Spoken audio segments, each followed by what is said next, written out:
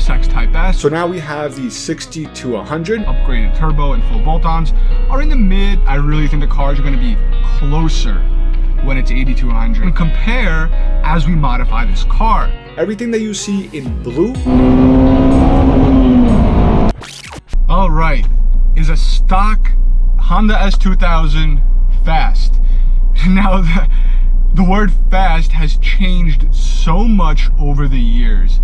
The one way I like to put it in perspective is I own a 124 Spider, a Fiat 124 Spider Abarth with full bolt-ons, bigger turbo, and it currently can crack into the 13s quarter mile and trap over 100 miles an hour. That's a 1.4 liter with a turbo. From the factory, it's pretty darn slow.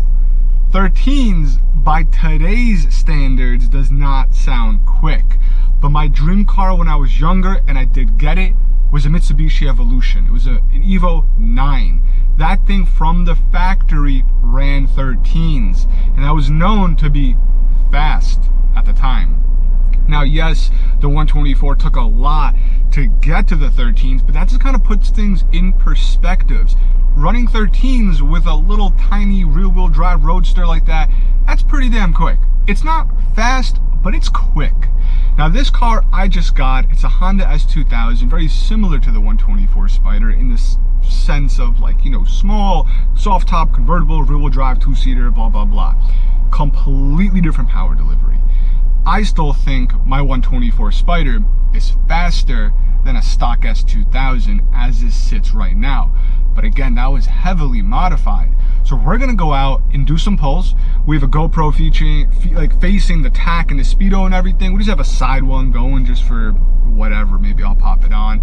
We got the draggy set up. What I like to do is 40 to 100 miles an hour. I have that custom set up in the draggy. If you don't know how you can do the custom times, I'll have a link in the corner to a video that shows you how to do that. 40 to 100, it's not a time that is already in the draggy. That's why you need to set it up. The usual is 60 to 130, but that's hard to do. You need some really good power to get that and do it safely. So 40 to 100, quick second and fourth gear pull, you can do it, slow down, and then compare. So I've done 40 to 100 in a lot of cars, and then I compare it and see. I think both my little 1.4 liters, both the Fiat 500 Abarth and the Fiat 124 Spider Abarth with the upgraded turbo and full bolt-ons, are in the mid to low 9s, 40 to 100. I had an RSX Type S, full bolt-ons, K-Pro tuned, all these cars are 93 octane, nothing special. Again, mid-low 9s I believe I got. I didn't do this test when I had my 500 something horsepower Evo 10. Actually, I think I might have, but I didn't actually, like, it was the first time ever. I wasn't going quick, and I forget the time. Back when I was younger, I had faster cars, again, almost 500 horsepower Evos, 600 horsepower supercharged M3s. I didn't do that. So this is gonna be a little comparison. We're gonna have some acceleration pulls, which you can see with this nice GoPro facing the tack and the speedo. And then hopefully we can get a 40 to 100 and then compare as we modify this car. This car being naturally aspirated is not gonna be that easy to put out power. It's known that if you really wanna make power on an S2000, you gotta go forced induction. First, I'm not looking to do that. So first I'm gonna throw on an intake, which is very controversial, I can't even say the word, because most of them are open element and you actually lose power. It's for sound, so it's actually not good.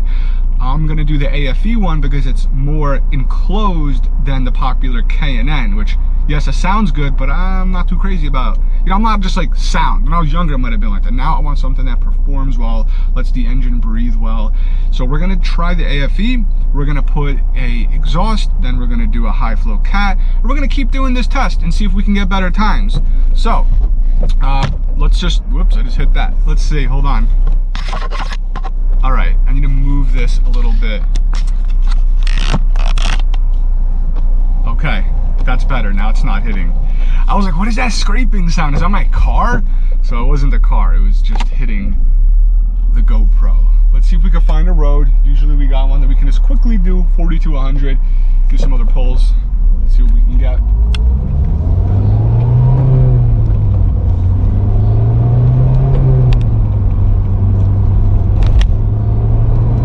Pretty warm today too. The draggy says 76.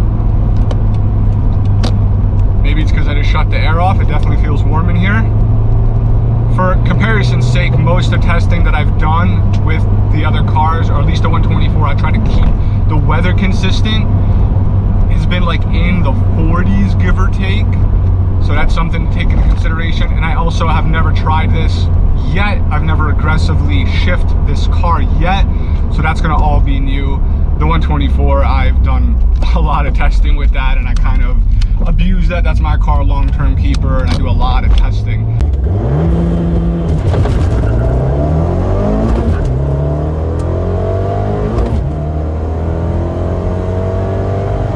This, I almost feel bad. Well, we're gonna do it nice and safely, just to get a time out of it, and we'll see what we can do. So I'm thinking, let me just shut off the blinker for now. I'm thinking this car completely stock. I would actually be happy and slightly surprised if we can crack into the 9s. Hopefully the audio is okay. I would be happy and surprised if we can crack into the 9s. If we could do high 9s, that really means something. I'm honestly thinking low 10s. That's my guess. But we're gonna see, because this car, unlike the little 1.4 liter with a turbo that feels extremely punchy in the mid-range, this car makes most its power up top, and it's much more linear. So you don't feel it in the sense of like small engine with a turbo, you feel the suction, you feel yourself getting sucked back. And sometimes it's like not placebo, because it is quick, you feel it, but placebo in the sense that it might feel faster than it actually is when you're going for like a top speed or doing a 40 to 100, when you're using the top of second gear, top of third gear, and top of fourth gear to get there. Maybe we'll do a short little third gear pull real quick until we actually get there.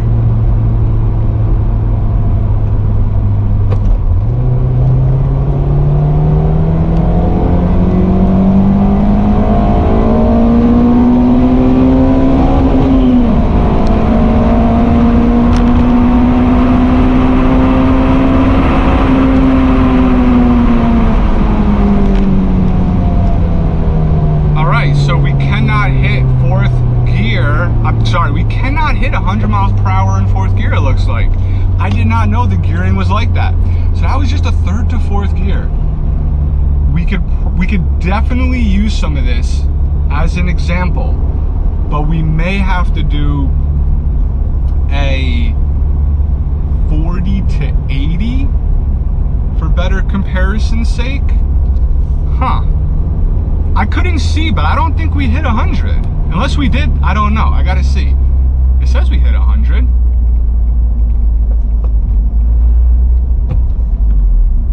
But we're gonna do it again because we're gonna do a second gear. That was just a little tease.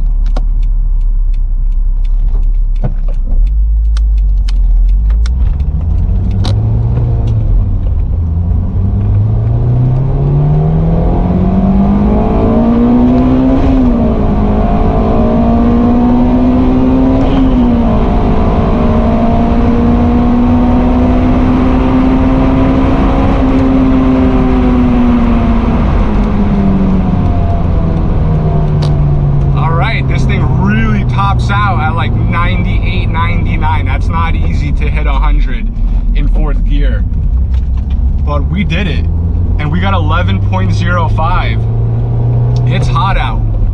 11.05. So like I said, I would have been surprised if we got into the 9s. I would have been happy in the low 10s. We got low 11s. Now it looks like it took some time. I don't know, I'm looking at the graph, and that must have been the VTEC kicking in. It's crazy how I think we can literally see the VTEC kicking in on the speed. Because on draggy, you get speed, you get slope. It just seems like it's slow, and then all of a sudden, it picks up. Almost like I'm not giving it full throttle. Now, once you're in VTEC and you shift from second to third and third to fourth, you're basically in VTEC or about to hit VTEC, so you're not gonna see that. But when I smashed the gas in second gear, we were rolling into that 40 mile an hour mark, I think, well below VTEC. And that then took us a long time to hit VTEC, and then it picked up. Again, this is a completely stock 2008 S2000 AP2. So it's a 2.2 liter. We torque, but that torque is not going to make up for that lack of VTEC when you were out of VTEC. So I was surprised. I feel like this car has a lot more in her, and maybe when I get back home, I can see the 4200. I'm on it right now.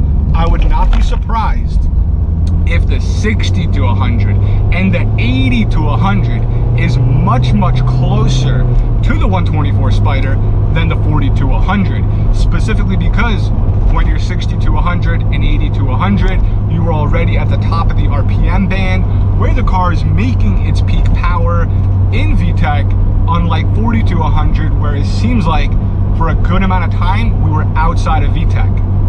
So I'm gonna, before I even do this, I'm just saying that now. We'll see if I'm right. We're gonna go in and compare all the data. We're gonna see if the 60 to 100 and 80 to 100 is closer than the 40 to 100. As of right now, it's about a 1.5 seconds slower 40 to 100. We can't just go off of time because then we have a percentage. We're lowering 40 to 100. That's a wider gap from 60 to 100. So I'm gonna try and do the math. We're gonna try and really figure this out. We're gonna see, like I said, the difference from 40 to 100, 60 to 100, 80 to 100. I really think the cars are gonna be closer when it's 80 to 100, 60 to 100 compared to the 40 to 100. Now it does say low satellite. I've seen that before, low satellite invalid. I've seen that, and I've done runs back to back where it says low satellite and regular satellite. I've never had an issue. It's always the same. So I highly doubt that had any effect on anything. So we're gonna go in, we're gonna complete this video on the computer. I will voice over. Hopefully you guys enjoy this data testing. Be sure to subscribe. We're gonna be doing this again with this S2000 as we go and put the intake on. We're probably gonna do the intake first, then we're gonna do the catback exhaust. I'm looking at the NVIDIA Q300, which is a full 2.75 inch. After that, I'm gonna go with the Burke High Flow Cat, which is 2.75 inch. And then I'm gonna take off the NVIDIA Resonator, which is a bottle style, because that exhaust does get a little raspy and loud, I heard, but I do like the look of it. I like that it's 2.75, which is rare. I like the cost of it, and we do have it on drivendistrict.com if you're curious, as well as the Burke High Flow Cat. We're gonna replace that factory NVIDIA Resonator with a, what is it called? Vibrant Ultra Quiet 2.75 inch resonator. They now make a 2.75, so everything will be 2.75. That should bring the tone down and the sound to what I think is gonna be a perfect sound. We will see. So if you want to see the data and you want to see the sound of a unique setup that I haven't actually heard yet, be sure to subscribe and stay tuned. And we're gonna have all three of those parts on drivendistrict.com. So if it turns out to be that like perfect sound at an affordable price, then you guys can grab that. And if you appreciate the content that I produce, that's a great way to support the channel by picking up some performance parts and merch at drivendistrict.com. Let's go inside, we'll finish this video, and we'll see the actual data and do some comparisons and see how the S2000 sits in comparison to some other cars. Again, it was a lot hotter today. The car says 77 degrees, so it is definitely hot. All right, we are back inside. It's time to go over the data. We're gonna get straight to the point. This video is already getting long. I wanted to show you the facts and the data. Now we're also gonna compare the 40 to 100 with a ton of different cars so we can see where it stacks up, and we're going to see into the future how we can get it quicker. That's going to be after we compare the 40, 60, and 80 to 100, so stay tuned for that. Like I said in the video, I believe the 40 to 100 is going to be much larger of a difference compared to than 60 to 100 and 80 to 100. Now in this example right here, we have 40 to 100. The difference between my current 124 Spider, the best time was a 9.32 second, 40 to 100. This is full bolt-on, drop-in big turbo, pump gas, and you can see a very linear speed, which is the blue line. Now on the S2000, I got an 11.05, completely stock. Also to notate temperature difference, which represents the DA difference as well. There is almost over a 1700 DA difference, which is pretty drastic. We were below negative 1100 DA, and here we are positive 600. Reason being is only 41 degrees, and then when I did the S2000 it was 75 degrees. I do like doing the tests around the 41, but I can't control the weather, and with a forced induction I think the temperature is going to affect it more anyway. But we look at the speed here, I mentioned this, it's kind of flat. and then it started going up. And that's because I feel like when we were starting at 40 miles an hour in second gear, we really weren't at the peak of the RPM band where the S2000 is making all the power. And once VTEC kicked in and we're at the top of the RPM band in second gear, then you shift into third, you shift into fourth, you're always at that peaky range where the engine is making power. So this is a pretty drastic difference. It's a 1.73 second difference. Now, the seconds itself is not what we're going to compare because 40 to 100, 60 to 100, 80 to 100, the mile per hour frame is getting smaller. So the number is going to decrease anyway. But what will stay the same, or at least a consistent variable that we can look at, is the percent difference between the number, in this example 9.32 and 11.05. There's a couple ways to do this. I found like percent calculators online. You could start with one, go to the other, start with one, go to the other, vice versa.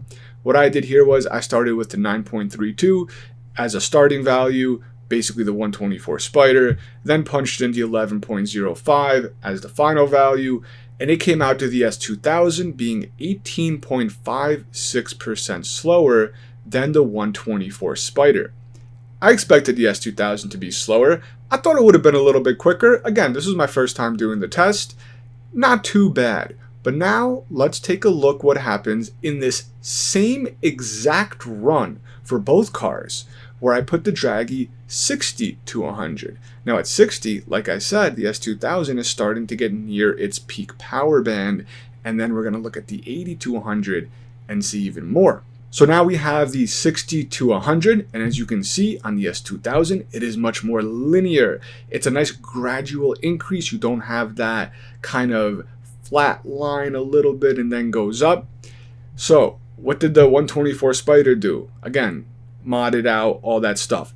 7.2 versus the S2000 stock 8.16. Difference of 0.96. But more importantly, 13.33% slower. Let's go back 1 second. So we were 18.56%, and now we're 13.33. It's a pretty noticeable difference. The S2000, as it's nearing its peak power near red line, as we know these famous old school JDM engines, these VTEC engines, it's starting to pick up speed quicker.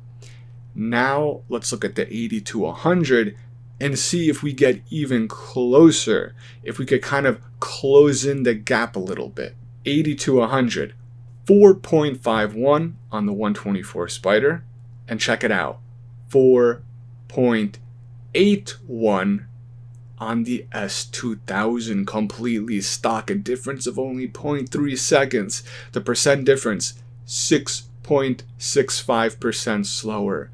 So we went from, I forget, I'll put it on screen, I think it was 18% slower 40 to 100 to, what was it? Let's see, 18.56% slower 40 to 100. And then 60 to 100, we were only 13.33% slower. And then 80 to 100, we are 6.65% slower.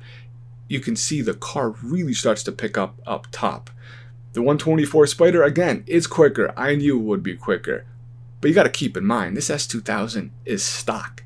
It's an AP2, but it's an almost 20-year-old car. When did the AP2s come out? 2004 maybe?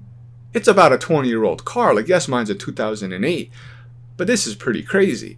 My 124 Spider is complete, full bolt-on, tuned, so many data logs to tune it in. It's just a drop-in big turbo, nothing crazy. But it really helped, and now we have a stock S2000, and it just shows you have to wring out the engine. You need to work for the power, but when it kicks in, it is so much fun.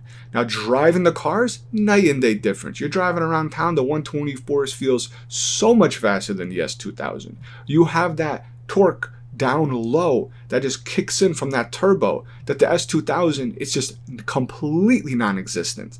But I love an S2000. I've owned it before, and I think it's very unique to look at the data like this and see how power delivery is so different, and how a car that might feel slow, how it can gradually start picking up speed and go from what's 18% slower to only 6. I would be curious if this was a roll race to an even higher mile per hour, or starting in the a different maybe RPM range for the S2000. Anyway, let's jump in, and the next screen is going to show a bunch of 4200s. Everything that you see in blue is me personally testing. Green is what we're doing today, which is the 2008 Honda S2000. Everything in gray is from a local guy. He changed it recently. His YouTube is now called Speed Labs. So you could check him out. He does a lot of cool cinematic stuff. And me and him met up at an airstrip. We did the Mazda 3 that he tested. I brought my Fiat 124 Spider Abarth when it was still stock turbo. And since then, I've done a ton more testing. So let's look at some key points. We do see a 2008 Honda S2000 on the bottom with a catback exhaust only doing an 11.71. Again, that wasn't me. We'll take it into consideration. We will put it here. Driver mod is a thing, but 2 above that is my test in green. 2008 Honda S2000, completely stock, 11.05. Right below that was my girlfriend's old car, her 2021 Mazda 3. This is the 2.5 turbo all-wheel drive sedan, 11.51. Now, the 124 Spider, completely stock. Again, I didn't test it. I have a feeling it's going to be quicker than this, but according to Speed Labs, he got it 15.24. That is terribly slow, but look what's on top of that. A Miata of the same generation, 14.85. EcoBoost Mustang, 12. And then my very, very, very lightly modded 124 at 11.94. We skip up a little bit more when I got the bigger turbo on my 124 Spider. We got 10.22. We got a little Focus RS, 535i in there in the high 9s. My Acura RSX, those K series, they really put down some sweet power. Full bolt-ons K-Pro tune, that is it. 93 octane, that is it. No crazy modifications, 9.86. That thing pulled so hard up top. I wish the F-Series engines could extract that much power just with bolt-ons and a tune. Then we have my new turbo from Driven District, which we have tested on both my Fiat 124 Spider Abarth and the Fiat 500 Abarth, and you could see dramatically how much quicker they got from that 10.22 with the 1446 Plus. Now we got the 500 at 9.49, we got the 124 Spider at 9.32. You're going to see a lot of other cars. I think a standout here for some folks is probably the Lotus and the Alfa Romeo being at high mid 9s, the 8.6, when the 124 is at 9.3. That's pretty cool, I'm not gonna lie. Being like a half a second slower than an Alfa Romeo with a DCT and a Lotus, which is known, well, just to be super light. Then we move up a little bit more. We got some quicker cars. My buddy's Audi S4, which is tuned, got a 7.56. Check that out. We got a 6.23. I didn't share that yet. I've been slacking on making these videos. So if you want to know what car that is, subscribe, because pretty soon we're going to do a video. I'm going to show you what car I got that I personally tested that got a 6.23. But this is it. What we're going to do next, we're going to put an AFV Takata, they're going to tell you pronounce it, intake on the S2000. We'll probably test it again, 4200. We'll see if we can get a better number. Then we're going to put the NVIDIA Q300 catback exhaust, maybe test it again. If we have time, we'll do it in increments. And then the end goal is to have the intake, the NVIDIA Q300 exhaust, Burke high flow cat. At that same time, we're probably going to chop off the NVIDIA bottle style resonator for a vibrant ultra quiet resonator to get the tone sound right. And then I think that'll be a nice 4200 comparison, like an end result for a very, very simple bolt-on. Again, untuned to start, so we can see what the S2000 did, which we already know. It got 11.05. And then what is it going to do with a set of Burke high flow cats, NVIDIA Q300 AFE intake? Can we get into the mid-10s? We're going to have to see. If you enjoy this content, be sure to subscribe for more. Check out drivendistrict.com. Pick up your performance parts there, pick up some merch there. It's a great way to support the channel, keeps me producing content like this. And be sure to drop a comment and let me know what you think about these results, what you think about the cars, the S2000, the 124 Spider. Again, I hope you guys enjoyed this video. I'll catch you guys in the next one. Thanks a lot.